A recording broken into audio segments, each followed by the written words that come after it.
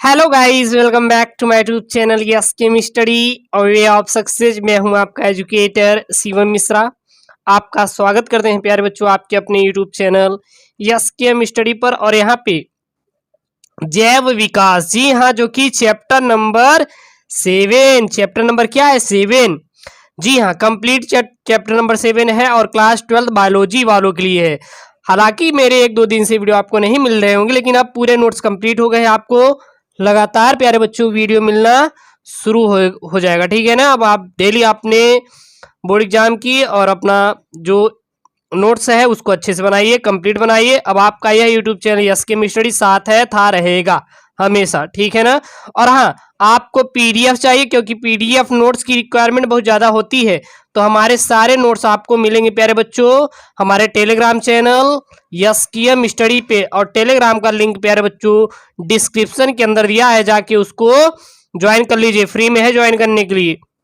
और सारे वीडियोज आपको प्लेलिस्ट में मिलेंगे, जाके प्लेलिस्ट से वॉच कर लीजिएगा। सारे वीडियो आपको प्लेलिस्ट में मिलेंगे, साथ में सारे वीडियोस प्लेलिस्ट का लिंक डिस्क्रिप्शन के अंदर दे दूंगा, जाके यहाँ से भी आप पढ़ सकते हैं। तो हम लोग जानेंगे जीवन की उत्पत्ति से संबंधित विभिन्न मत, यानी कि जैव विकास में देखेंगे कि जीवों का विकास प्यारे बच्चों किस प्रकार से होता रहा है। इसी चीज को पूरा हम लोग इस अध्याय में डिस्कशन करेंगे और वो भी अच्छे से डिस्कशन करेंगे। तो जीवन की उत्पत्ति से संबंधित क्या क्या विभिन्न मत रहे हैं, सबसे पहले हम लोग इसको पढ़ेंगे। और हम लोग उसी चीज को पढ़ेंगे जो कि आपके बोर्ड एग्जाम में आए, बस उसी चीज को पढ़ना है। इससे बाहर आपको कुछ भी पढ़ने की जरूरत प्यारे बच्चों है ही नहीं। तो सबसे पहला जो मत था वो था विशिष्ट सृष्टिवाद। सबसे पहला मत क्या था? विशिष्ट सृष्टिवाद। तो इस मत के अनुसार, यानी कि विशिष्ट सृष्टिवाद के अनुसार जीवन की उत्पत्ति में ईश्वर की अहम भूमिका है। यानी कि विशिष्ट सृष्टिवाद के मुताबिक जो जीवन की उत्पत्ति है यह किसने किया है? भगवान ने किया है, गॉड ने किया है। विशिष्ट सृष्टिवाद के अनुसार सृष्टि का निर्माण 6 प्राकृतिक दिनों में हुआ है। और सृष्टि, जो विशिष्ट सृष्टिवाद है, इसके अनुसार देखें तो जो आपके प्यारे बच्चों सृष्टि का, यानी कि अपने जो जिस पे आप रह रहे हैं अर्थ का जो प्यारे बच्चों निर्माण हुआ है, ये कितने दिनों में हुआ है? 6 प्राकृतिक मतलब डे बाय डे हुआ है, ठीक है ना। सबसे पहले दिन पृथ्वी का जन्म हुआ था, यानी सबसे पहले पृथ्वी आई थी तथा स्वर्ग आया था। यानी सबसे पहला दिन क्या क्या था? पृथ्वी आई थी और प्यारे बच्चों स्वर्ग का निर्माण हुआ था। क्लियर हुआ? ये याद रखना। फिर दूसरे दिन की बात करें तो दूसरे दिन जो बना था वह प्यारे बच्चों आकाश बना था। दूसरे दिन क्या बना था? आकाश। सबसे पहले दिन क्या बना था? पृथ्वी और स्वर्ग बना था। दूसरे दिन आकाश बना था, स्काई। तीसरे दिन क्या बने थे? तो तीसरे दिन जो पैदा हुए थे वनस्पति का निर्माण हुआ था। चौथे दिन सूर्य तथा तारों का निर्माण हुआ था। चौथे दिन किसका निर्माण हुआ था? सूर्य यानी कि सन और तारे जो टिमटिम करते हैं आकाश में, देखते होंगे, उसका निर्माण हुआ था। पांचवें दिन जल व वायु में रहने वाले जंतुओं का निर्माण हुआ था। और पांचवें दिन किसका निर्माण हुआ था? जल व वायु में रहने वाले जो जंतु हैं उनका निर्माण हुआ था। छठे दिन क्या हुआ था? मनुष्य और स्थलीय जंतुओं का निर्माण हुआ था। और छठवें दिन हमारे किसका निर्माण हुआ था? मनुष्य का, बोले तो मैन, और स्थलीय जो जंतु है उसका निर्माण हुआ था। क्लियर हुआ? अब दूसरा जीवन की उत्पत्ति से जो मत आता है वह आता है स्वतः जननवाद या अजीवात जीवोत्पत्ति मत। तो दूसरा जो मत आया जीवन की उत्पत्ति के संबंध में वह आया स्वतः जननवाद या अजीवात जीवोत्पत्ति मत। तो इस मत के अनुसार, यानी कि स्वतः जननवाद या अजीवात जीवोत्पत्ति मत के अनुसार अजीवात कार्बनिक पदार्थों से जीवों की उत्पत्ति हुई है। 2 अजीवित कार्बनिक पदार्थ है, उससे किसकी उत्पत्ति हुई है? जीवों की उत्पत्ति हुई है। दार्शनिक अरस्तु ने कहा कि जीवों का जन्म निर्जीव पदार्थों से स्वयं हुआ। जो दार्शनिक अरस्तु थे, कौन थे? अरस्तु ने क्या कहा? जो जीवों का जन्म हुआ है वह निर्जीव पदार्थों से स्वयं हुआ है, यानी कि अपने से ही हो गया है। इस तरह बने जीव पारस्परिक जनन करके अपनी संख्या में वृद्धि करते रहते हैं और इस तरह से जो जीव बनते हैं वो क्या करते हैं, वो पारस्परिक ग्रोथ करते हैं और पारस्परिक वृद्धि करके अपनी संख्या में क्या करते हैं प्यारे बच्चों, वृद्धि करते हैं। और तीसरा जीवन की उत्पत्ति से संबंधित क्या मत था, वो था जीव जननवाद या जीवात जीवोत्पत्ति। जो तीसरा मत आया वो आया जीव जननवाद या जीवात जीवोत्पत्ति।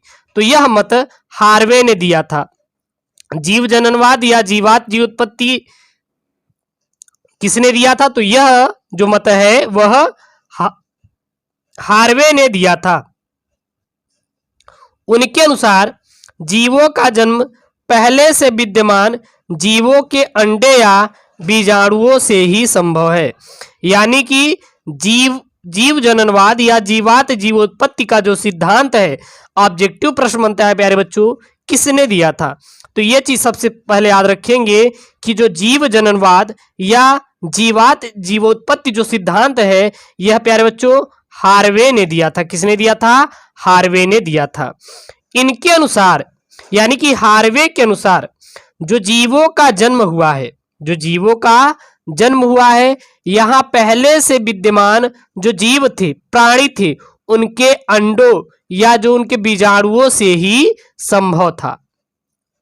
अर्थात जीवों की उत्पत्ति जीव से ही संभव है, निर्जीव से नहीं। यानी कि हार्वे ने यह कहा कि यहाँ पे जीव तो बने, लेकिन जीव तभी बने जो इसके पहले जीव पैदा हुए थे और उन जीवों में क्या थे, अंडे थे या फिर बीजाणु थे, और उससे ही यह संभव था कि नेक्स्ट वाला जनरेशन तैयार हो पाए। अर्थात जीवों की उत्पत्ति जीव से ही हुई है, निर्जीव से नहीं। चौथा तो जो था जीवन की उत्पत्ति से संबंधित मत, वो था ब्रह्मांडवाद। चौथा कौन सा प्यारे बच्चों मत आया, ब्रह्मांडवाद। तो इस मत के प्रमुख समर्थक रिक्टर, प्रेयर और हेल्माटज तथा आर्हीनियस है। इसके अनुसार या इनके अनुसार पृथ्वी पर जीव बीजाणु, कास्मोजोवा, पेन स्पर्म या अन्य कणों के रूप में आया तथा जीवन की अनुकूल अवस्थाओं के मिलने पर यह स्पोर जीव में परिवर्तित हो गया। और फिर यह स्पोर कहां परिवर्तित हो गया, यह स्पोर प्यारे बच्चों जीव में परिवर्तित हो गया। अब आता है आपका ओपेरिन का सिद्धांत या प्राकृतिकवाद या जीव रसायन उद्भव या ओपेरिन हाल्डेन का सिद्धांत। तो यह काफी मोस्ट इंपॉर्टेंट है प्यारे बच्चों, आपके बोर्ड के एग्जाम के पॉइंट ऑफ व्यू से दे देता है कि चलिए बताइए कि ओपेरिन का सिद्धांत है क्या, या प्राकृतिकवाद या जीव रसायन उद्भव या ओपेरिन हाल्डेन का सिद्धांत है क्या।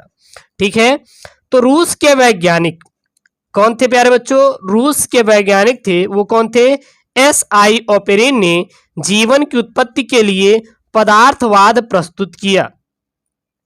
रूस के वैज्ञानिक कौन थे, एस.आई. ओपेरिन ने जीवन की उत्पत्ति के लिए पदार्थवाद प्रस्तुत किया और अपनी पुस्तक द ओरिजिन ऑफ स्पेसिस में उन्होंने इसका वर्णन किया है। क्या किया है, इनके अनुसार पृथ्वी पहले आग के एक गोले जैसी थी।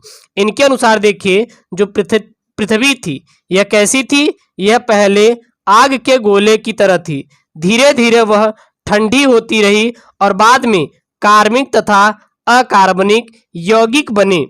बाद में क्या बने, कार्बनिक तथा अकार्बनिक यौगिक बने जो संगठित व संघनित होकर जटिल यौगिक बन गए। बाद में ये क्या हुए, संगठित हुए यानी कि जुड़े और संघनित होकर किसका निर्माण हो गया, जटिल यौगिकों का निर्माण हो गया। इस मत के अनुसार सर्वप्रथम पृथ्वी बनी, उसके बाद 7 चरणों में जीवन की उत्पत्ति हुई। इनके मत के अनुसार देखें तो सर्वप्रथम किसका निर्माण हुआ प्यारे बच्चों, पृथ्वी का निर्माण हुआ और उसके बाद 7 चरणों में जीवन की उत्पत्ति हुई। अब सबसे पहला आदि वायुमंडल या परमाणु अवस्था। अब 7 चरण हम लोग पढ़ेंगे जीवन की उत्पत्ति के बारे में। तो सबसे पहला चरण क्या है, आदि वायुमंडल एवं परमाणु अवस्था, हेडिंग डाल लीजिए। ठीक है, लगभग 5 अरब वर्ष पूर्व पृथ्वी की उत्पत्ति हुई है। आज से लगभग कितने वर्ष पूर्व प्यारे बच्चों? 5 अरब वर्ष पूर्व किसकी उत्पत्ति हुई है? पृथ्वी की उत्पत्ति हुई। ऐसा माना जाता है कि पृथ्वी की उत्पत्ति या तो सूर्य का गैसीय पिंड से अलग हो जाने से हुआ या कॉस्मिक धूल से धीरे धीरे संघनित होने से हुई, जिससे संपूर्ण ब्रह्मांड बना और इसके बाद ही प्यारे बच्चों संपूर्ण ब्रह्मांड का क्या हुआ? निर्माण हुआ। उत्पत्ति के समय इसका तापमान लगभग 5000 से 60,000 डिग्री सेल्सियस था और उत्पत्ति के जब ब्रह्मांड की उत्पत्ति हुई तो इसके समय जो इसका तापमान था, किसका तापमान था? अपने पृथ्वी का ब्रह्मांड का तापमान था वो कितना था? 5000 डिग्री सेल्सियस से 6000 डिग्री सेल्सियस था। इसमें रासायनिक तत्व जैसे हाइड्रोजन, ऑक्सीजन, कार्बन, नाइट्रोजन आदि स्वतंत्र परमाणु के रूप में थे। और जो इसमें नाइट्रोजन थे, कार्बन थे, ऑक्सीजन थे और कौन थे प्यारे बच्चों? हाइड्रोजन। ये किसके रूप में थे? तो यह आदि स्वतंत्र परमाणु के रूप में थे। पृथ्वी के ठंडी होने पर अपने घनत्व के अनुसार परमाणु 3 स्तर में बट गए थे और जब यह ठंडी हुई तो यह घनत्व के अनुसार देखें तो जो परमाणु थे कितने स्तर में बटे थे प्यारे बच्चों? 3 स्तर में बटे थे। इतना याद रखना। लोहा, निकिल, तांबा जैसे भारी तत्व के परमाणु ने केंद्र में पहुंचकर पृथ्वी की कोर का निर्माण किया। किसका निर्माण किया प्यारे बच्चों? कोर का निर्माण किया और इन पर लिथोस्फीयर खोल बनाया। H2, N2, O2 और कार्बन आदि सबके हल्के तत्वों ने वायुमंडल का निर्माण किया और वहीं पे जो H2 थे, नाइट्रोजन थे, ऑक्सीजन थे और कौन थे प्यारे बच्चों? कार्बन आदि ने सब मिलकर हल्के तत्वों का निर्माण किया, यानी कि हल्के तत्व में आदि वायुमंडल का प्यारे बच्चों निर्माण किया था। ठीक है। दूसरा जो था वो था अणुओं एवं सरल अकार्बनिक यौगिकों का निर्माण। क्योंकि 7 हम लोग को चरण पढ़ना है तो सबसे पहला हमारा आया आदि वायुमंडल एवं परमाणु अवस्था। अब दूसरा हम लोग पढ़ेंगे अणुओं एवं सरल अकार्बनिक यौगिकों का निर्माण। ठीक है। तो हाइड्रोजन जिसकी प्रतिशत मात्रा कितनी थी प्यारे बच्चों? 90% थी। किसकी थी? 90%। वायुमंडल में सबसे अधिक तथा सक्रिय थी। जो हाइड्रोजन थी यह वायुमंडल में सबसे अधिक सक्रिय गैस थी और इसकी वायुमंडल में कितनी प्रतिशत मात्रा थी प्यारे बच्चों? याद रखना 90% मात्रा थी। इस कारण उस समय उपस्थित कुछ ऑक्सीजन से मिलकर उसने जल बनाया और बची हुई हाइड्रोजन, नाइट्रोजन तथा कार्बन से संयोग करके क्रमशः अमोनिया बोले तो NH3 तथा मेथेन बोले तो CH4 बनाया। वहीं पे कुछ तरल पदार्थ ठोस अवस्था में बदल गए और जो कुछ तरल पदार्थ थे वो किस में बदल गए प्यारे बच्चों? वह ठोस अवस्था में बदल गए, यानी ठोस अवस्था में वो। ठीक, क्लियर। वाष्प, बादल तथा कोहरे के रूप में बदल गए और जो वाष्प थे यह बादल और कोहरा का रूप ले लिया। क्लियर। तीसरा आता है प्यारे बच्चों कार्बनिक यौगिकों का निर्माण। अब तीसरी जो चरण आती है, अब किसका निर्माण होता है? कार्बनिक यौगिकों का निर्माण। तो वायुमंडल का ताप लगभग 1000 डिग्री सेल्सियस हो जाने पर अनेक संतृप्त एवं असंतृप्त हाइड्रोकार्बन निर्मित हुए, जैसे एसिटिलीन, मीथेन, एथेन आदि। इनके जलवाष्प से संयोग करने से कार्बनिक अम्ल के अणु जैसे एल्डिहाइड, कीटोन्स बने और इन यौगिकों के संघनन, बहुलीकरण तथा ऑक्सीकरण से सरल शर्कराएं, ग्लिसरॉल, वसा अम्ल तथा अमीनो अम्ल का निर्माण हुआ। तो इससे किसके किसके निर्माण हुआ? अब आता है आपका स्टैनले मिलर का प्रयोग। It is very important for you board and net exam. Stanley Miller का प्रयोग क्या है? तो सन 1953 में, किस सन में प्यारे बच्चों, सन 1953 में स्टैनले मिलर तथा हेरोल्ड यूरे ने जीवन की उत्पत्ति के संदर्भ में प्रयोग किए थे। तो स्टैनले मिलर तथा हेरोल्ड यूरे ने किस सन में, 1953 में स्टैनले मिलर तथा हेरोल्ड ने जीवन की उत्पत्ति के संदर्भ में क्या किए थे प्यारे बच्चों, अपना प्रयोग किए थे, बोले तो एक्सपेरिमेंट किए थे। अब इन्होंने क्या क्या बताया, तो इन्होंने आदि पृथ्वी पर मिलने वाले आदि वातावरण की परिस्थितियों को प्रयोगशाला में उत्पन्न किया और यहां पर जीवन की उत्पत्ति की जांच की। इन्होंने क्या किया कि जो आदि पृथ्वी पर मिलने वाले वातावरण की जो जो परिस्थितियां थी उसको अपने प्रयोगशाला में स्वतः उत्पन्न किया और उन्होंने अपने प्रयोगशाला में ही अपनी जीवन की उत्पत्ति की जो है जांच किया। मिलर ने एक बड़ा फ्लास्क लिया, उसमें क्या भर दिया प्यारे बच्चों, मीथेन, अमोनिया तथा हाइड्रोजन को 2:1:2 के अनुपात में ले लिया। यानी मीथेन को कितने अनुपात में लिया, 2 अनुपात में, अमोनिया को 1 अनुपात में, हाइड्रोजन को 2 अनुपात में। बोले तो यदि 2 ग्राम मीथेन है तो 1 ग्राम अमोनिया होगा और 2 ग्राम क्या ले लिया, हाइड्रोजन ले लिए, ठीक है ना। इस मिश्रण को टंगस्टन के इलेक्ट्रोड द्वारा गर्म किया गया और जब इसको ले लिए तो इसके बाद इसने टंगस्टन के द्वारा क्या किया प्यारे बच्चों, प्रयोग किया या गर्म किया टंगस्टन के इलेक्ट्रोड में। वहीं दूसरे फ्लास्क में जल का वाष्प बनाया और जो नेक्स्ट वाला फ्लास्क था क्या बनाया, वहां पे जल वाष्प का निर्माण किया गया जिससे एक नली से फ्लास्क में प्रवाहित किया गया। इसके बाद दोनों के मिलने से जो मिश्रण बना उसे कंडेंसर द्वारा ठंडा किया गया और इसे यू नली में एकत्र किया गया जो गंदे लाल रंग का द्रव था। और यह बहुत क्या था प्यारे बच्चों, गंदा था और लाल रंग का द्रव था। और यह प्रयोग पूरे सप्ताह हुआ, यानी सप्ताह के 7 दिन हुआ, ठीक है ना। और प्रयोग से प्राप्त तरल द्रव का रासायनिक परीक्षण करने से ज्ञात हुआ कि इसमें ग्लाइसिन, एलेनिन और एस्पार्टेट नामक अमीनो अम्ल तथा अन्य जटिल कार्बनिक यौगिकों का निर्माण हो गया था। क्लियर।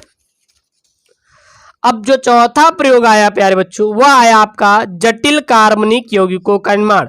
अब कैसरा चरण आता है आपका, चौथा चरण। तो चौथे चरण में किसका निर्माण हुआ, जटिल कार्बनिक यौगिकों का निर्माण हुआ। तो कार्बनिक यौगिक समुद्र के गर्म जल में उबलते रहे, टकराते रहे तथा आपस में क्रिया करके जटिल कार्बनिक यौगिक बनाते रहे। और यह प्यारे बच्चों आपस में क्रिया करके किसका निर्माण करते रहे, जटिल कार्बनिक यौगिकों का निर्माण करते रहे। इसमें न्यूक्लियोटाइड्स अणुओं के मिलने पर न्यूक्लिक अम्ल बना जो जीवन की उत्पत्ति में सर्वाधिक बहुत ही क्या था प्यारे बच्चों, महत्वपूर्ण था। अब पांचवा जो आता है वह आता है न्यूक्लियोप्रोटीन्स का निर्माण। पांचवा क्या आता है प्यारे बच्चों, न्यूक्लियोप्रोटीन्स का निर्माण। जो पांचवा चरण है इसमें न्यूक्लियोप्रोटीन्स का निर्माण हुआ। तो प्रोटीन्स तथा न्यूक्लिक अम्ल के अणुओं के परस्पर क्रिया करने से न्यूक्लियोप्रोटीन्स के बृहद अणु बने। छठवां आपका आता है कोलाइड्स, कोएस, वेट्स तथा आदि कोशिका का निर्माण। तो कार्बनिक यौगिकों के गर्म सूप में पारस्परिक क्रिया होने से बड़े कोलाइडी कण बने और ऑपेरिन ने विरोधी विद्युत आवेश युक्त कोलाइडी कणों के परस्पर मिलने से बनी बड़ी बूंदों को कोएस वेट्स नाम दिया और कुछ कोएस वेट्स के मध्य में न्यूक्लियर प्रोटीन्स आ गए तथा उनके चारों तरफ लिपिड अणुओं के विन्यास से आदि कोशिका कला बनी और यह बाहरी जल माध्यम से अलग हो गई। क्लियर। सातवां जो चरण आता है वह आता है आपका लास्ट चरण है पूर्व केंद्र की कोशिका का निर्माण। क्योंकि 7 चरण दिए थे तो हमने पढ़ लिए 1 से 6 तक। अब 7वां लास्ट चरण है पूर्व केंद्रीय कोशिका का निर्माण। तो ओपेरिन के मत के अनुसार जिन कोएसवेट्स में न्यूक्लियोप्रोटीन्स का संश्लेषण हुआ वह प्रारंभिक कोशिका रूपी जीवों में विकसित हुए और इन जीवों में आगे जिन उत्परिवर्तन के कारण विशिष्ट अंगक बने तथा इनके लक्षणों में विभिन्नता आ गई। और फिर इनके लक्षणों में क्या आ गई प्यारे बच्चों? विभिन्नता आ गई। क्लियर। अब आता है आपका जैव विकास के प्रमाण, यानी कि जैव विकास के क्या क्या प्रमाण हैं। तो सबसे पहला प्रमाण था तुलनात्मक शारीरिक तथा आकारिक से प्रमाण। तुलनात्मक शारीरिक तथा या फिर एवं आकारिकी से प्रमाण। तो जीवों के जैव विकास में इसके निम्न प्रमाण समजात तथा असमजात अंगों से प्राप्त होते हैं। तो इसके जो हमारे प्रमाण प्राप्त होते हैं जैव विकास से संबंधित, वो कहाँ से प्राप्त होते हैं? समजात तथा असमजात अंगों से प्राप्त होती हैं। तो सबसे पहले आपको ये जानना होगा कि ये समजात तथा असमजात अंग क्या होते हैं। अगर इसको जान लेंगे तो आप जैव विकास के संबंध में जो प्रमाण है उसको अच्छे से समझ सकते हैं। तो सबसे पहले प्यारे बच्चों देखेंगे समजातता एवं समजात अंग। तो विभिन्न जंतुओं के ऐसे अंग, विभिन्न जंतुओं के ऐसे अंग जो वातावरण के अनुसार विभिन्न कार्यों के लिए अनुकूलित रहते हैं। जो वातावरण के अनुसार यानी जिस प्रकार का वातावरण है उसी प्रकार का वो अंग कार्य करें, अनुकूलित रहते हैं तथा ऐसी समानता को समजातता कहते हैं। और वही क्या कहलाती प्यारे बच्चों? समजातता। तो समजातता का डिफिनीशन क्या होता है? विभिन्न जंतुओं के ऐसे अंग जो वातावरण के अनुसार विभिन्न कार्यों के लिए अनुकूलित रहते हैं तथा ऐसी समानता को समजातता कहते हैं। जैसे उदाहरण के लिए क्या देखें, पक्षी के पंख, सील के फ्लिपर और मनुष्य के हाथ और चमगादड़ के पंख आदि, इनमें कंकाल की मूल रचना होती है किंतु कार्य भिन्न भिन्न होते हैं। जैसे पक्षी तथा चमगादड़ के पंख उड़ने में और वहीं पर प्यारे बच्चों वेल तथा चंपू तथा सील का फ्लिपर तैरने में और मनुष्य का हाथ वस्तुओं के पकड़ने में काम में आता है। क्योंकि इसमें क्या होता है प्यारे बच्चों? समानता पाई जाती है। मनुष्य का आगे का हाथ देखेंगे तो संरचना देखिए ऐसी तो होती है, तो सबका अलग अलग होता है। ठीक है ना।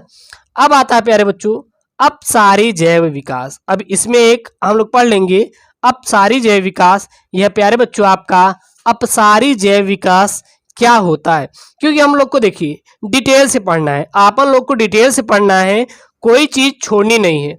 जो आपके एग्जाम के पॉइंट ऑफ व्यू से इंपॉर्टेंट है उस चीज को भी क्लियर करना है, यानी कि हर एक चीज को हम लोग क्लियर करते हुए चलेंगे। तो अपसारी जैव विकास, तो ऐसे विभिन्न जंतु जिनमें समजात अंग पाए जाते हैं का विकास समान पूर्वजों से हुआ है और उत्तरोत्तर पीढ़ियों में करोड़ों वर्षों में जीवों के समूह अपने पूर्वज से ज्यादा अपसारी होते चले गए तथा प्रकृति में पूर्ण रूप से अनुकूलित कर सकें। इसे ही अपसारी जैव विकास कहा गया और इसे ही प्यारे बच्चों बाद में अपसारी जैव विकास का नाम दे दिया गया। दूसरा आता है आपका समरूपता या समवृत्तता या तथा समरूपी या समरूप अंग। तो जंतुओं के वे अंग जो देखने में समान होते हैं तथा समान कार्य करते हैं, जो देखने में भी क्या होते हैं प्यारे बच्चों? समान होते हैं और उनका कार्य भी क्या होता है प्यारे बच्चों? समान ही होता है, किंतु इनकी मूल रचना उद्भव एवं भ्रूणी परिवर्धन असमान होते हैं। यानी जो इनका उद्भव होता है और इनका जो भ्रूणी परिवर्धन होता है यह हमारा क्या रहता है? असमान, यानी कि अलग अलग रहता है। तो समरूप अंग कहलाते हैं तथा ऐसी समानता समरूपता कहलाती है। और जो ये समानता देखने को मिलती है उसे प्यारे बच्चों समरूपता का नाम दिया गया है।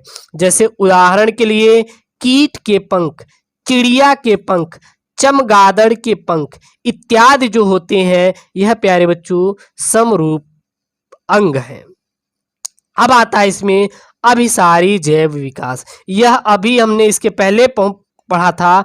अपसारी जैव विकास होगा। आपको याद होगा कि ऐसे विभिन्न जंतु जिनमें समजात अंग पाए जाते हैं का विकास समान पूर्वजों से हुआ है और उत्तरोत्तर पीढ़ियों में करोड़ों वर्षों से जीवों के समूह अपने पूर्वज से ज्यादा क्या होते हैं, अपसारी होते चले गए। लेकिन जो अभिसारी है इसमें देखेंगे तो समरूप अंग पाए जाने वाले विभिन्न जंतुओं का विकास भिन्न भिन्न मतलब अलग अलग पूर्वजों से हुआ तथा जैव विकास का एक समान दिशा में हुआ और इस प्रकार के विकास को अभिसारी जैव विकास कहते हैं। और जो ये आपकी विकास होती है प्यारे बच्चों, इस चीज को क्या कहते हैं, अभिसारी जैव विकास का नाम दिया गया। अब दूसरा आपका आता है संयोजी कड़ियों से प्रमाण। अब संयोजी कड़ियों से क्या प्रमाण मिला, तो संयोजी कड़ियों से प्यारे बच्चों जीव का विकास का प्रमाण मिला। तो ऐसे जीव जिनके लक्षण दो समीप वर्गों के लक्षण से मिलते जुलते हैं, ऐसे जीव जिनके लक्षण जो समीप वर्गों के लक्षण से क्या होते हो, मिलते हैं, इनमें से एक वर्ग के जंतु कम विकसित तथा दूसरे वर्ग के जंतु अधिक विकसित होते हैं, ऐसे जंतुओं को संयोजी कड़ी कहते हैं। तो बात समझ आई, संयोजी कड़ी क्या किसे कहते हैं, याद रखना। ऐसे जीव जिनके लक्षण जो समीप वर्गों के लक्षण से मिलते जुलते रहते हैं और इनमें से एक वर्ग के जंतु कम विकसित तथा दूसरे वर्ग के जंतु अधिक विकसित होते हैं, और ऐसे जंतुओं को ही क्या कहते हैं, संयोजी कड़ी कहा जाता है। और कुछ महत्वपूर्ण संयोजी कड़ी क्या है प्यारे बच्चों, निम्नलिखित प्रकार का है। तो सबसे पहले संयोजी कड़ी के रूप में आता है विषाणु। क्या आता है प्यारे बच्चों, विषाणु। तो विषाणु को जीवित तथा अजीवित बीज की कड़ी माना जाता है। जो जीवाणु होता है इसको क्या माना जाता है प्यारे बच्चों, इसको जीवित तथा अजीवित बीज की कड़ी क्या होती है प्यारे बच्चों, विषाणु होती है। दूसरा युगलीना होती है, तो यह पौधे तथा जंतुओं के बीच की संयोजी कड़ी मानी जाती है। तो संयोजी कड़ी याद रखना, इसमें क्या होते हैं, दोनों वर्ग समीप वर्गीय होते हैं, लेकिन एक का विकास अधिक होता है और दूसरे का विकास कम होता है, तो इसे ही संयोजी कड़ी कहते हैं। तो सबसे पहला क्या था, विषाणु था। विषाणु जो है जीवित और अजीवित के बीच की कड़ी है। जो युगलीना है यह पौधे तथा जंतुओं के बीच की संयोजी कड़ी मानी जाती है। और तीसरी आती है नियोपिलाइना। नियोपिलाइना जो है यह तीसरी आती है और यह मुलस्का संघ तथा एनेलिडा के बीच की कड़ी माना गया है। इसको किसके इसको मुलस्का संघ तथा एनेलिडा के बीच की कड़ी माना गया है। तो दूसरा तो संयोजी कड़ियों से प्रमाण। अब तीसरा जो आता है वह अवशेषी अंगों से प्रमाण। अब तीसरा क्या आता है प्यारे बच्चों, अवशेषी अंगों से क्या क्या प्रमाण मिले हैं। तो जंतुओं के ऐसे अंग जो अब अनावश्यक तथा क्रियाहीन हो गए हैं, लेकिन उनके पूर्वजों में ये बड़े तथा कार्यशील थे, और ऐसे अंगों को अवशेषी अंग कहते हैं। यानी कि अवशेषी अंग का मतलब ये है कि जो पहले तो आवश्यक थी लेकिन अब क्या हो गए हैं, अनावश्यक हो गए, यानी क्रियाहीन, यानी कि इसका कोई उपयोग नहीं है। क्या कान के जो कण पल्लव है क्या इसका आप उपयोग करते हैं, नहीं। लेकिन पहले आप जब आप टीवी सीरियल में देखते हैं तो ये कान का कण पल्लव उड़ने के काम में आता था। क्लियर हुई। लेकिन अब क्या आता है, नहीं ना, इसका उपयोग करते हैं, छोटा सा तो है, नहीं उपयोग करते। तो ये क्या होते हैं, इसको प्यारे बच्चों अवशेषी अंग कहते हैं। जैसे कि इसमें पहला जो आता है मनुष्य में अवशेषी अंग। अब मनुष्य में अवशेषी अंग क्या क्या होते हैं, तो मानव में लगभग 180 अवशेषी अंग होते हैं, जिनमें से कुछ निम्नलिखित प्रकार के हैं। तो सबसे पहला क्या है अवशेषी अंग मनुष्यों में पाए जाने वाला, वह है कृमि रूप परिशेषिका। वह क्या है, कृमि रूप परिशेषिका। तो यह शाकाहारी जंतुओं की आंत नाल का अवशेष है तथा इनमें क्रियाशील होता है। यह सेलुलोज के पाचन में सहायक होता है, परंतु मानव में कृमि रूप परिशेषिका क्रियाहीन होता है। इससे पता चलता है कि मानव के पूर्वज शाकाहारी रहे होंगे, लेकिन धीरे धीरे मानव सर्वाहारी हो गया और इसी कारण क्रियाशील अंधनाल एक अवशेषी अंग में क्या हो गया प्यारे बच्चों, परिवर्तित हो गया। क्लियर हुई। दूसरा जो आता है वो आता है पूंछ कशेरुका। दूसरा क्या आता है, पूंछ कशेरुका। तो मानव में पूंछ का अभाव है। जो मानव है इसमें पूंछ का अभाव, यानी मनुष्य में क्या पूंछ पाई जाती है? नहीं। कुत्ते, जानवर, गाय, भैंस, बिल्ली, गधा उधा में देखे होंगे उसमें पाया जाता है, लेकिन मनुष्य में पाया जाता है? बिल्कुल नहीं। परंतु पूंछ कशेरुकाएं उपस्थित हैं। लेकिन अगर देखेंगे तो रीढ़ की हड्डी के नीचे देखेंगे तो ये जो पूंछ कशेरुकाएं हैं यह पाई जाती हैं। इससे यह पता चलता है कि मनुष्य के पूर्वज में पूंछ थे, लेकिन अब के जो व्यक्ति हैं इसमें पूंछ नहीं है। तीसरा है अक्ल दांत या अकल दांत भी बोलते हैं। तो तीसरा मोलर दांत मनुष्य में अनावश्यक होता है। यह किसी काम का नहीं है, लेकिन तब भी मनुष्य में उपस्थित होता है, क्योंकि यह सबसे बाद में निकलता है और यह सबसे बाद में निकलता है तथा कभी कभी नहीं निकलता और कभी कभी यह निकलता है नहीं। और यह प्राइमेट जंतुओं में अब भी क्रियाशील है, लेकिन जो प्राइमेट जंतु होते हैं उसमें अक्ल दांत होते हैं, लेकिन वह भी क्रियाशील होते हैं, यानी कि उसका उपयोग, दांत का जो उपयोग है वो प्राइमेट जंतु करते हैं। चौथा आता है भ्रौणिकी से प्रमाण। अब चौथा क्या आता है, भ्रौणिकी से प्रमाण। तो कई जंतुओं के भ्रूणीय अवस्थाओं का अध्ययन करने से पता चलता है कि विभिन्न जंतुओं के भ्रूण में उनकी प्रौढ़ अवस्थाओं से ज्यादा समानता होती है और इस तथ्य के आधार पर वैज्ञानिक अर्नस्ट हैकेल ने एक नियम दिया जिसे पुनरावृत्ति सिद्धांत या बायोजेनेटिक नियम कहा। इस नियम के अनुसार प्रत्येक जीव का व्यक्तित्व उसके जाति वृत्त का पुनरावृत्ति करता है, अर्थात प्रत्येक जीव अपनी भ्रौणिक अवस्था में अपने पूर्वजों के इतिहास को क्या करता है प्यारे बच्चों, प्रदर्शित करता है। क्लियर।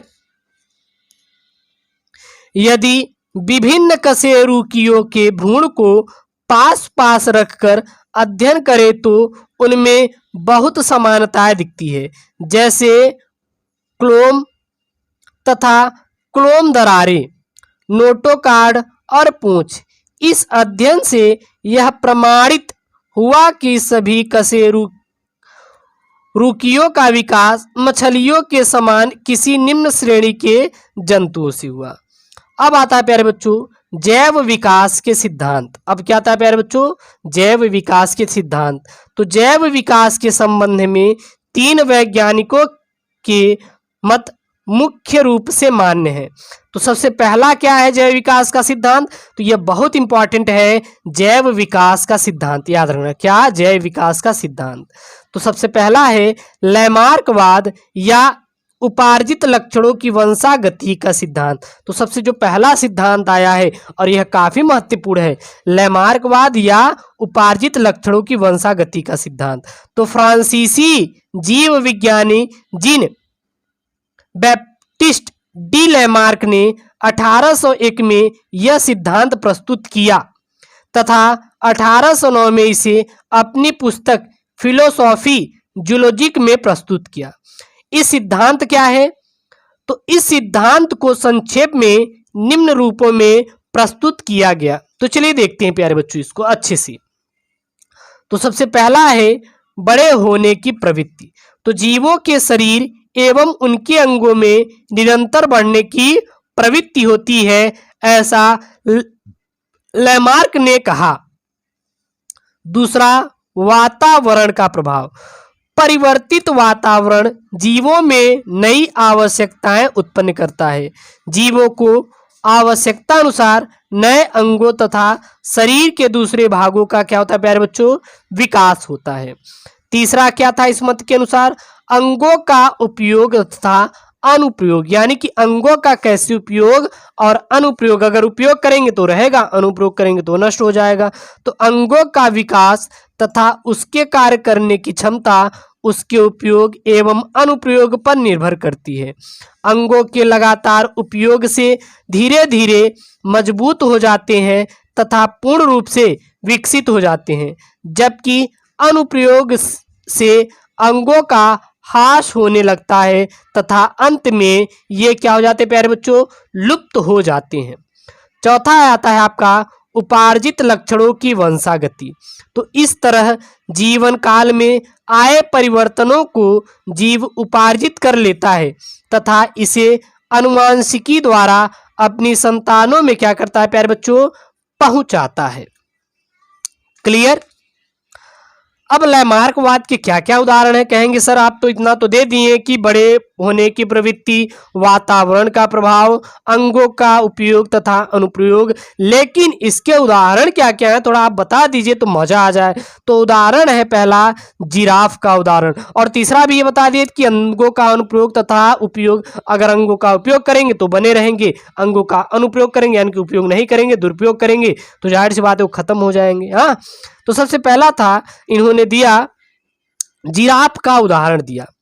तो अब यह अफ्रीकी में पाए जाने वाला शाकाहारी जंतु है। जो जिराफ है यह कहाँ पाया जाता है, तो यह अफ्रीका में पाए जाने वाला एक शाकाहारी जंतु है जो ऊंचे पेड़ों पत्तियों को खाता है। और जिराफ किसका ग्रहण करता है, तो यह जो ऊंचे पेड़ है और जो पत्तियां हैं उसको खाता है।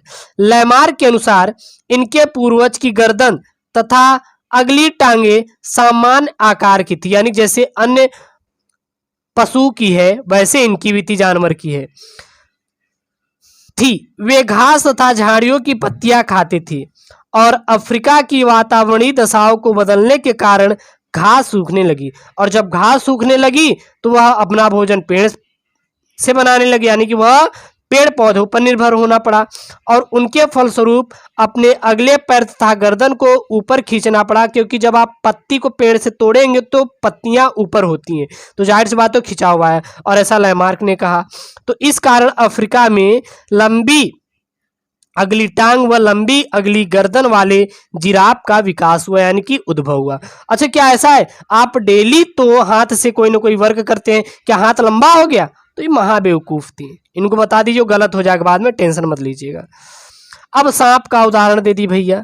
सांप झाड़ियों व बिलों में रहते हैं। जो सांप होते हैं कहाँ रहते हैं, तो ये झाड़ियों में रहते हैं, और कहाँ पे रहते हैं, बिलों में रहते हैं, तथा जमीन पर रेंग कर चलते हैं, और इस कारण उनके पैर इस्तेमाल नहीं होते, और इसी कारण जो सांप के पैर होते क्या होते प्यारे बच्चों, ये बिल्कुल इस्तेमाल नहीं होते, तथा वे बिल में घुसने पर बाधा उत्पन्न करते थे और उनके पैर धीरे धीरे लुप्त हो गए, और फिर जो सांप के पैर होते थे ये उपयोग नहीं किए, इस कारण जो सांप के पैर थे क्या हो गए, लुप्त हो गए। अब बात आई भैया लैमार्क की, आलोचना हुआ शुरू हो गया कि भैया ये लैमार्क गलत कर रहे हैं, ऐसा नहीं होता। तो लैमार्क की आलोचना किसने किसने किया, इसको देख लेते हैं। तो वीजमान लैमार्क के प्रमुख आलोचन थे, यानी जो आलोचक सबसे महत्वपूर्ण कौन थे, बीजमान थे। बीजमान ने किसका आलोचना की, लैमार्क की आलोचना की। किसकी की प्यारे बच्चों, लैमार्क की। तो बीजमान ने लगभग 200 पीढ़ियों तक चूहों के शिशुओं की पूंछ जन्म लेते ही काट दी। जो बीजमान थे इन्होंने क्या किया, लगभग 200 पीढ़ियों तक, सॉरी 200 नहीं 20 है, 20 पीढ़ियों तक चूहों के जो शिशुओं की पूंछ थे क्या की, काट दी या काट लेते ही, लेकिन फिर भी चूहों के पूंछ की लंबाई पर कोई प्रभाव नहीं पड़ा, अर्थात यह लक्षण वंशानुगत नहीं हुआ। और बीजमान ने जन्म द्रव्य की निरंतरता का सिद्धांत दिया, यानी कि उन्होंने तुरंत जो लैमार्क का सिद्धांत था उसको अमान्य कर दिया, क्योंकि भैया जब इसका पूंछ काटते चली गई तब भी लंबी होती गई, तो क्या यह है सही, तो ये गलत हो गया। दूसरा क्या प्रयोग किए, भारतीय संस्कृति में स्त्रियों के नाक और कान छिदवाए जाते हैं, कई वर्षों बीत जाने के बाद भी उनकी संतानों में छेद का कोई अंश नहीं मिला। अब इसके बाद आया नियो लैमार्कवाद या फिर नव लैमार्कवाद। तो कुछ वैज्ञानिकों ने लैमार्कवाद को सही मानकर इनके पक्ष में प्रमाण दे दिए और इसी को नव लैमार्कवाद के नाम से जाना जाता है। यानी कि नव लैमार्कवाद में क्या हुआ प्यारे बच्चों कि लैमार्क के ही पक्ष में कुछ वैज्ञानिक थे, उनको सही माना कि लैमार्क सही बोल रहे हैं और प्रयोग की। तो सबसे पहला जो प्रयोग आया था समनर का प्रयोग। सबसे पहला किसका प्रयोग था प्यारे बच्चों? समनर का प्रयोग था। ठीक है, तो समनर ने क्या प्रयोग किया था? समनर ने सफेद चूहों को 20 डिग्री तथा 30 डिग्री सेल्सियस पर पाला और फलस्वरूप उनका शरीर, पूंछ व पिछली टांगे लंबी हो गई और यह लक्षण पीढ़ी दर पीढ़ी क्या हो गई? वंशानुगत रहा, इसलिए कहें कि यह सही है। दूसरा था मैडूगल का प्रयोग। तो इन्होंने सफेद चूहों को 44 पीढ़ियों तक पानी में टेढ़े मेढ़े रास्ते से निकलने का प्रशिक्षण दिया और पाया कि शुरू में चूहों को काफी ज्यादा प्रशिक्षण देना पड़ता था, लेकिन बाद में पीढ़ी दर पीढ़ी इनका प्रशिक्षण समय बहुत ही क्या हो गया? कम हो गया। क्लियर? अगला यहाँ पे प्यारे बच्चों आता है दूसरा, वो डार्विनवाद या डार्विन द्वारा दिया गया प्रकृतिवरण का सिद्धांत। ठीक है, तो इंग्लैंड के प्रकृतिशास्त्री चार्ल्स डार्विन ने जैव विकास का दूसरा महत्वपूर्ण सिद्धांत दिया। इंग्लैंड के प्रकृतिशास्त्री कौन थे प्यारे बच्चों? चार्ल्स डार्विन थे। कौन थे? चार्ल्स डार्विन थे। इन्होंने जैव विकास का दूसरा महत्वपूर्ण सबसे बड़ा सिद्धांत दिया।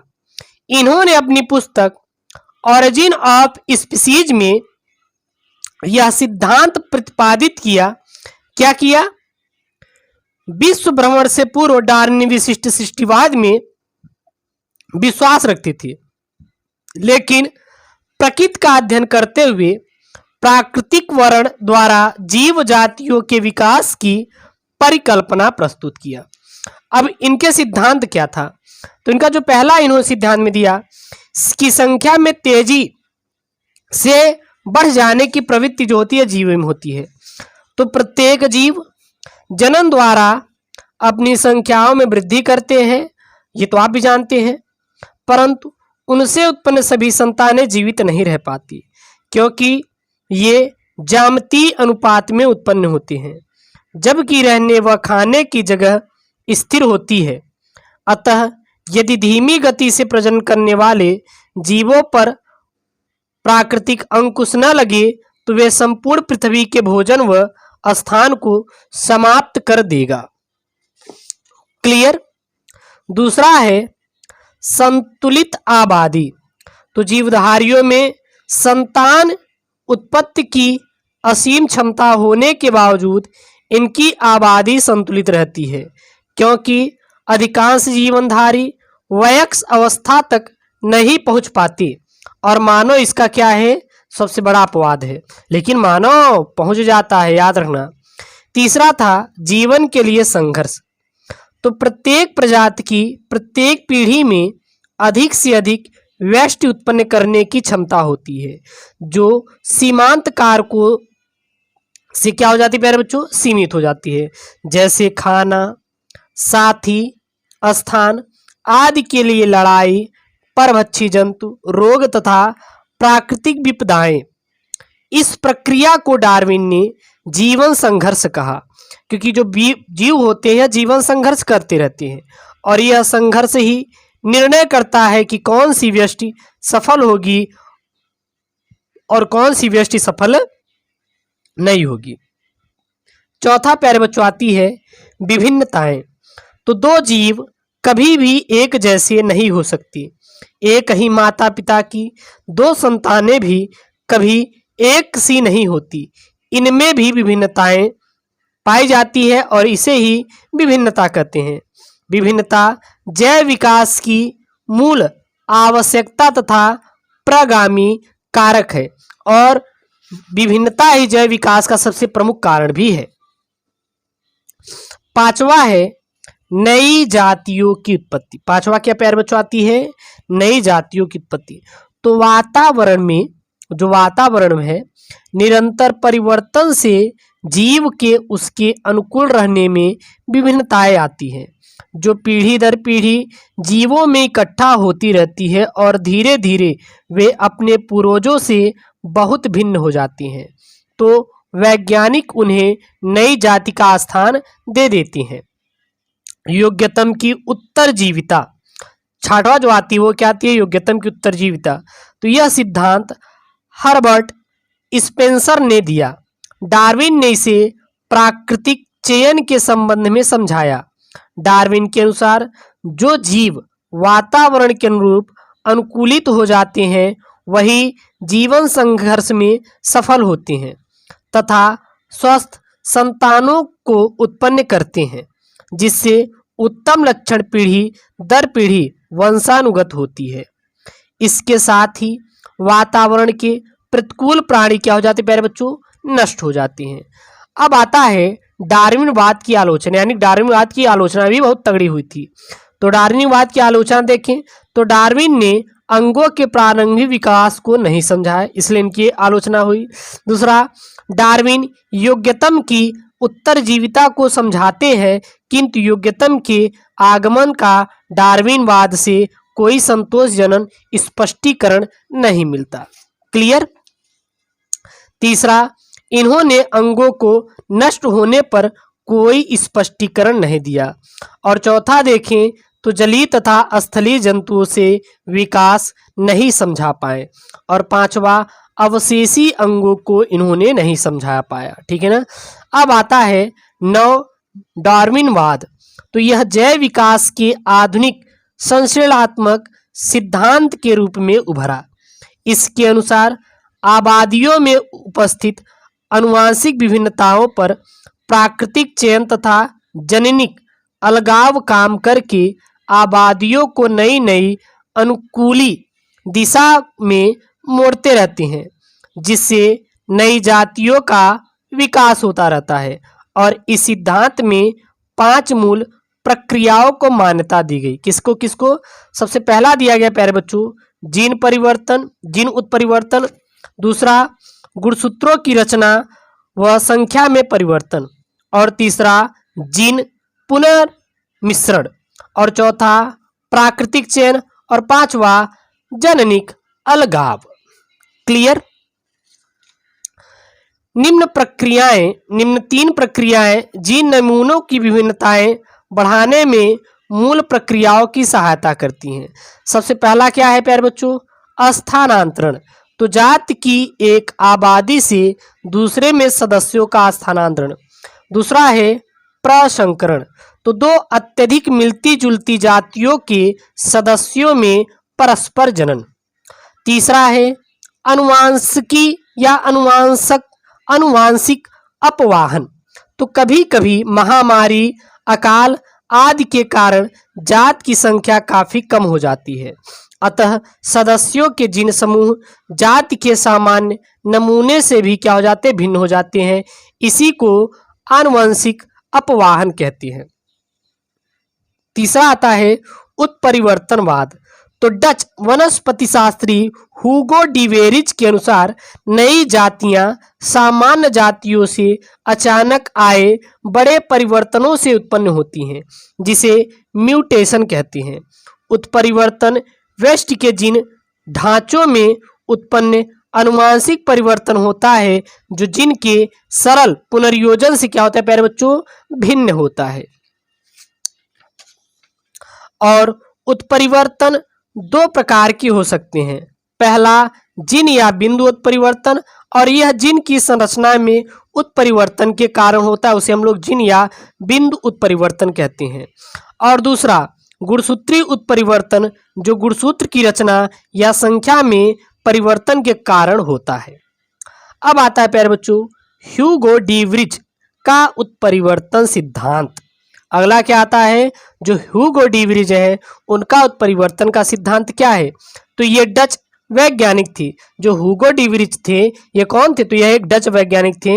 उन्होंने सन 1886 में जंगली पौधों आइनोथेरा लैमार्कियाना की 2 किस्मों को देखा और इनके तने की लंबाई व रंग, पुष्पों की आकृति व रंग तथा व पत्तियों की आकृति में विभिन्नताएं दी।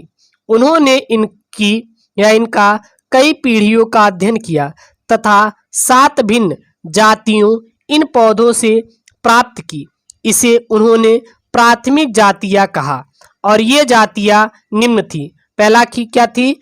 आइसोनोथेरा गिगास, दूसरा थी आइनोथेरा रूबिनेविस और तीसरा थी आइसोनेथेरा एबलीडा और चौथा क्या थी? आइनोथेरा नेरियल और पांचवा थी आइथोनेथेरा ओब्लोगेटा और छठवां था आइनोथेरा लेबियोफोनिया और सातवां था माइनोथेरा डेब्री स्टाइलिस। ठीक है। डी वेरिज ने इन जातियों को म्यूटेंट कहा। जो डी वेरिज थे, जो ये जातियां पाई गईं, उसको क्या बोला? म्यूटेंट कहा तथा नए लक्षण की उत्पत्ति को उत्परिवर्तन कहा और जो नए लक्षण उत्पत्ति हो रहे थे उनको क्या बोल दिया? उत्परिवर्तन दे दिया। उत्परिवर्तक शुद्ध नस्ली होते हैं। इस सिद्धांत को निम्न लक्षण है और इस सिद्धांत का क्या है? निम्न लक्षण है। तो सबसे पहला क्या प्यारे बच्चों लक्षण था? जीवों में नई जातियों की उत्पत्ति डार्विन के प्राकृतिक चयन द्वारा उत्पन्न क्रमिक विकास के कारण नहीं बल्कि अचानक प्रकट होती है। क्लियर। दूसरा देखें तो उत्परिवर्तक म्यूटेंट शुद्ध नस्ल होती है। जो उत्परिवर्तक म्यूटेंट होते हैं क्या होते हैं? शुद्ध नस्ली होते हैं। तीसरा, उत्परिवर्तन किसी भी दशा में हो सकता है तथा उसमें प्राकृतिक चयन होता है। चौथा प्यारे बच्चों, अवांछित उत्परिवर्तक प्राकृतिक चयन द्वारा नष्ट हो जाते हैं। और पांचवा देखें तो उत्परिवर्तन स्वयं में पूर्ण होते हैं तथा इनमें बीच की कोई अवस्था नहीं पाई जाती। अब आता है हार्डी-विनबर्ग का सिद्धांत। तो ब्रिटिश के गणितज्ञ G.H. हार्डी तथा जर्मनी के चिकित्सक W.V. बर्ग ने 1908 में किसी समष्टि के जीनोटाइप तथा एलील्स की आवृत्तियों की गणना हेतु एक द्विपदीय समीकरण दिया जो निम्नवत है। जो क्या है? निम्नलिखित है। तो सब वो क्या था? P square plus 2pq plus Q square equal to 1। इसको अगर इसको बोले तो p प्लस क्यू का होल स्क्वायर क्या होता है? p square plus 2pq plus Q square. Clear. Equal to 1 और इसको इक्वल टू 1, कोई दिक्कत नहीं। जहां p स्क्वायर क्या है? समयुग्मजीव प्रभावी जीवों की आवृत्ति यानी कि AA और p क्या है? प्रभावी एलील की आवृत्ति A। क्यू स्क्वायर समयुग्मजीव अप्रभावी जीव उत्पत्ति स्मॉल a और 2pq क्या है? विषम युग्मजीव जीवों की उत्पत्ति कैपिटल A और स्मॉल a। अब ये सिद्धांत है क्या? तो इस सिद्धांत के अनुसार लैंगिक प्रजनन करने वाली समष्टि की सभी पीढ़ियों में अलील आवृत्तियां तब तक निश्चित व स्थिर बनी रहती हैं जब तक अग्र 5 परिस्थितियां बनी रहे। अब आता है ए उत्परिवर्तन न हो, अर्थात एलील में कोई अनुवांशिक बदलाव न हो या बदलाव होने पर क्या हो? संतुलित हो जाए। बी जीन प्रवाह न हो, एलील्स का समष्टि से बाहर जाना या बाहर के एलील्स का समष्टि में आना जीन प्रवाह कहलाता है। जीनों की आवृत्ति स्थिर बने रहने के लिए जीन प्रवाह न होना क्या होता है? बहुत ही जरूरी होता है। अगला है संयोजिक मैथुन। तो एलील की आवृत्तियां स्थिर बनी रहने के लिए जरूरी है कि जीवों में कि जो जीव है उसमें मैथुन संयोग का क्या रहे? आधार पर हो।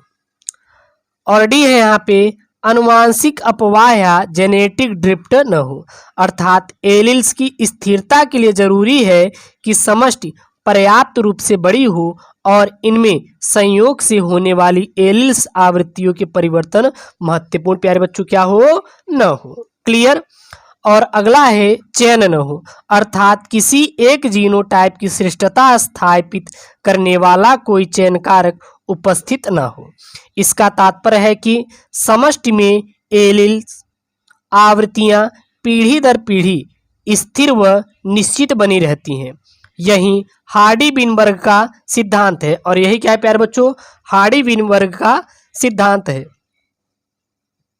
हार्डी-विनबर्ग साम में को 5 कारक प्रभावित करते हैं: उत्परिवर्तन, जीन प्रवाह, अनुवांशिक पुनर्संयोजन और जेनेटिक ड्रिफ्ट तथा प्राकृतिक चयन। ऐसा प्राकृतिक रूप से नहीं होता। प्राकृतिक में किसी समष्टि के जीन पुल भी एलील आवृत्तियां एक पीढ़ी से दूसरे पीढ़ी में बदलती रहती हैं और जो क्या है प्यारे बच्चों, विकास का प्रमुख कारक माना जाता है। क्लियर। अब आता है आपका अनुकूलीकरण। अब क्या आता है प्यारे बच्चों, अनुकूलीकरण। तो एक विशेष भूभौगोलिकी या भूभौगोलिक क्षेत्र में विभिन्न जातियों के विकास का प्रक्रम एक बिंदु से प्रारंभ होकर अन्य भूभौगोलिक क्षेत्रों तक प्रसारित होने को अनुकूलीकरण कहते हैं। डार्विन की फिंचे इसका सर्वोत्तम क्या है, उदाहरण है। ठीक है। अब है मानव का उद्भव और विकास। तो लगभग 40 मिलियन वर्ष पूर्व ड्रायोपीथिकस तथा 14 मिलियन वर्ष पूर्व रामापीथिकस नाम के नर वानर थे। आज से लगभग 40 मिलियन वर्ष पूर्व, 40 मिलियन वर्ष पूर्व 1 मिलियन में 10 लाख होते हैं। 1 मिलियन कितना होता है प्यारे बच्चों, 1 मिलियन में 10 लाख, याद रखना। तो 40 मिलियन यानी कि 10 का गुणा कर दीजिए, यानी कि 40 लाख वर्ष, 40 लाख वर्ष। 14 मिलियन वर्ष पूर्व रामापीथिकस नाम से नर वानर थे। इनमें शरीर पर बहुत बाल थे तथा ये गोरिल्ला व चिंपैंजी जैसे चलते थे। और 3 से 4 मिलियन वर्ष पूर्व मानव यानी कि 40 लाख वर्ष पूर्व मानव जैसे नर वानर गण प्राइमेट्स पूरी अफ्रीका में रह रहे थे। अब आता है मानव वंश का विकास। तो मानव वंश का विकास जैसे प्रागैतिहासिक मानव होते हैं, जावा कीप के मानव, पेगिंग मानव, निंडरथल मानव और क्रोमैग्लान मानव, बहुत सारे हैं। ठीक है ना। और यहीं पे देखें तो प्रागैतिहासिक मानव में जीवाश्म 1.75 मिलियन वर्ष पूर्व से 1000 वर्ष पूर्व तक प्राप्त हुए। प्रागैतिहासिक मानव के सर्वाधिक जीवाश्म अफ्रीका की चट्टानों से प्राप्त हुए। मानव का विकास निम्न चरणों में हुआ। जो मानव का विकास तो था वो कितने चरणों में हुआ, निम्नलिखित चरणों में हुआ। सबसे पहला आता है प्रथम चरण या ऑस्ट्रेलोपिथेसीनी चरण। तो इनका मस्तिष्क छोटा, ये 4 फीट लंबे तथा इनका वजन 20 से 35 किलोग्राम तथा कपाल गुहा का आयतन 450 से लेके 700 क्यूबिक सेंटीमीटर और कैनाइन दांत कपी से छोटे व बाहर निकले हुए थे तथा श्रोणी, मेखला, चौड़ी व गहरी और ये बैठेंगे औजार बनाकर शिकार करते थे।